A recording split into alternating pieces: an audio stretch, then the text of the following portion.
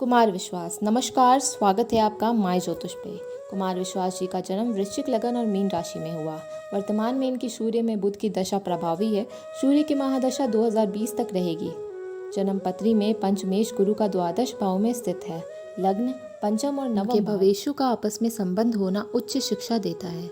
यह उत्तम श्रेणी का राजयोग बनता है। इस कुंडली में लग्नेश मंगल नवमेश चंद्र के साथ पंचम भाव में स्थित है। इस योग ने इन्हें हिंदी साहित्य में शोध स्थिर की शिक्षा दी।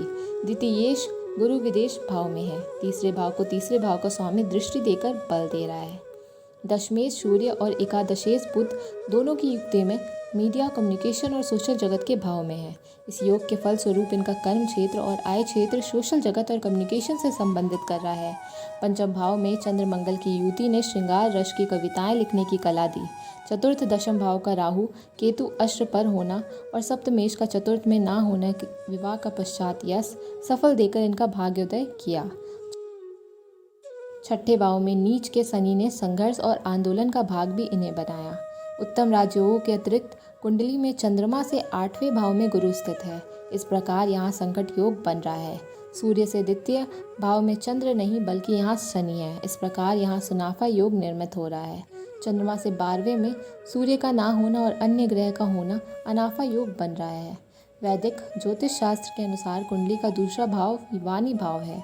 वाक शक्ति, ज्ञान, संवादान आदि विशेष इस भाव से देखे जाते हैं। तीसरा भाव सोशल मीडिया और कम्युनिकेशन का भाव है। ये भाव रुचियाँ, कलाओं और मनपसंद विषयों का है। चौथे भाव वैसे तो हृदय का भाव है।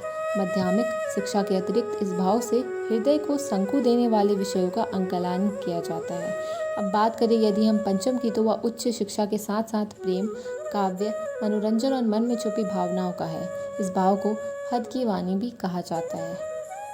तीसरे भाव को लेखनी का भाव भी कहा जाता है। पंचम भाव तीसरे से तीसरा होने के कारण साहित्य और रचनाओं का भाव है। धन्यवाद।